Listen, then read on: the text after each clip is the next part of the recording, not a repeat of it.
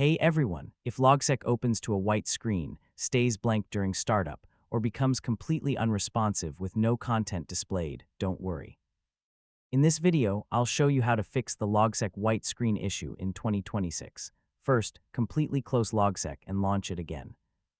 Temporary startup glitches can sometimes cause the application to load a blank screen instead of your graph. Next, restart your computer. A simple reboot can clear background processes and system conflicts that may be preventing Logseq from loading properly. Another common fix is updating Logseq to the latest version.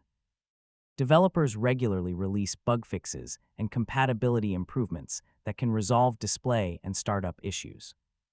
If the white screen started appearing after a recent update, try opening a different graph. This can help determine whether the problem is related to Logseq itself or a specific graph. Finally, if the problem continues, contact the Logseq community and provide your operating system, Logseq version, graph size, installed plugins, and any error details available. And that's how to fix the Logseq white screen issue in 2026.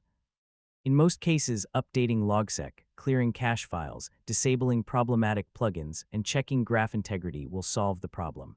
Thanks for watching, and I'll see you in the next tutorial.